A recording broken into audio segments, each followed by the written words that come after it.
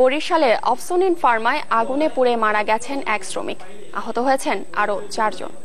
Fire service জানায়, গতকাল রাত 2টার দিকে নগরের বগুড়া রোডের এই ওষুধ প্রস্তুতকারী প্রতিষ্ঠানে আগুন লাগে।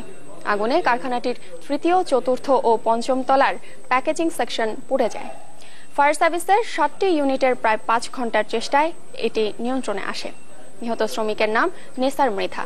তিনি রং মিস্ত্রির কাজ করতেন। আহতদের বরিশাল মেডিকেল কলেজ হাসপাতালে ভর্তি করা হয়েছে। আগুন লাগার কারণ এবং ক্ষয়ক্ষতির পরিমাণ এখনো জানা যায়নি। আমি 2টার সময় আমাকে এখান থেকে ইনফর্ম করলো যে এখানে একটা আগুন ধরছে। তারপর আমি এসে ফায়ার সার্ভিসকে খবর দিচ্ছি। ক্ষয়ক্ষতির পরিমাণ এখনো বলা সম্ভব নয়, তদন্ত সাপেক্ষে ওটা বলা সম্ভব। সূত্রটা কি বলে? সূত্ররা হয়তো ওই বিদ্যুৎ থেকে পেটে হতে পারে। 4-5 জন অসুস্থ বলে আমরা শুনেছি, আর একজন শ্রমিক ভিতরে ছিল যে ঘুমিয়েছিল, সে ধোঁয়ার মধ্যে বেরোতে যে মাথায় আঘাত পেয়ে নিহত হয়েছে বলে ফায়ার সার্ভিস